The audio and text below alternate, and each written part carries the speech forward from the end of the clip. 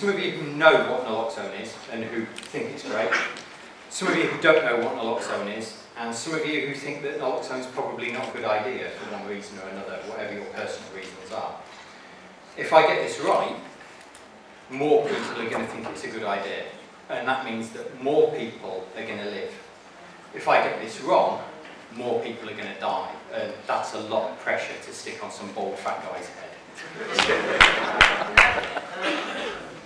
It's not addictive. It doesn't have any dependency around it, so you're not going to keep on taking it. To be fair, you wouldn't want to. If you're a heroin user, the last thing you want is to keep on taking naloxone. It's not poisonous. I've offered to stand up on stage at many a conference and just jab myself repeatedly in the leg with doses, but apparently there's some legal issues around doing this. Some insurance issues, which are all bollocks, because nothing would happen to it.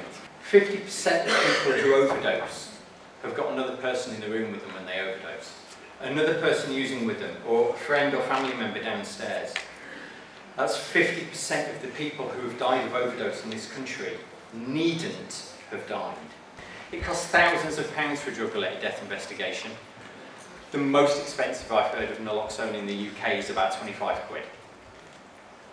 It's not hard maths. All of you should be persuading your commissioners that we need to have naloxone. Everybody who has any form of opiate use in their life, prescription or non-prescription, should have access to naloxone. That there is one thing that's important, that we keep handing over these opportunities to lead to other people. It can't always be about the same old faces. We grew it, and suppose we grew it because we based it on a few principles. If you want to go and moan, do it in a group over there, because in this group we're going to focus on what's good, what's positive, and we're going to build it on that, and we won't apologise for it. Okay, back to my employment. I just want to introduce you to this lady, Catherine. So Catherine is one of two individuals who has got these jobs leading the catering enterprise. And Catherine and her friend Jeff were very, very, very broken individuals. Jeff is absolutely covered in scars from self-harm. Couldn't look at you in the face. Catherine was living in a refuge. She'd lost all the children. She was really struggling to stay clean, and she found that the kitchen was really her sanctuary, and it was, you know, a place of purpose. And you know, these two individuals have just been employed. Nice one.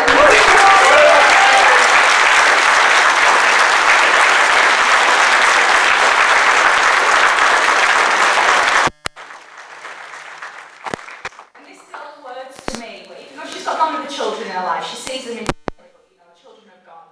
She said, I know it sounds really cliche, but just having purpose to get up in the morning and come in the kitchen and cook, I wouldn't have got clean without it. You know, she truly believed that, and I just want to say, no, it's not cliche. This is what Brick's about. It's about building people's recovery capital.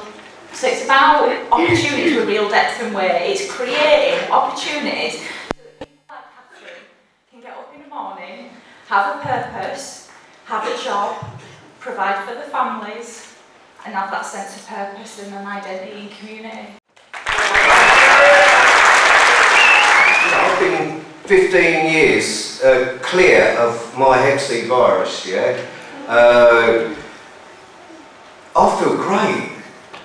I do. I'm 63 years old. Yay. I'm going backwards, you know what I mean? I don't know whether it's drugs or just the positive energy I get through just living life today. I had no idea that Hep C affected me so much. I can, you know, I feel things, you know, I've got my emotions back, I've got my life back. Some of it is down to my recovery, but a lot of it is down to my physical health, you know. I think a lot of time people get in recovery and they ignore the physical health stuff. You bring it in with you. You know, it's a consequence of your, you know, your drinking, drugging, whatever. What my observation is, because there's so much ignorance about Hep C, if you have someone and you're trying to help them and they have Hep C, look on the website first, get your facts right. don't just go on Google on the internet, you'll get all sorts of horror stories and stupidity. You know? Talk to people who know, people who have Hep C. I'm 11 years drug-free. Not clean, drug-free. Drug users are dirty. That has to stop. That has to stop. Very early on, I realised that, you know, people need a lot more than just recovery. And in actual fact, I'd say this, recovery is probably 2% of the problem. 98% of the problem is relationships, life and everything else. But the recovery is sort of 2%, it is the foundation of it.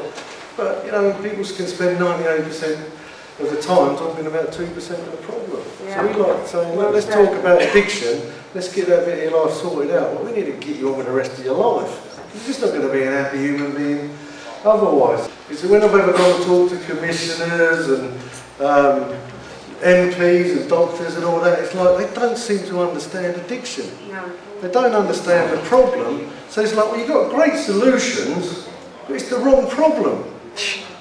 And you kind of put in the cart before the horse.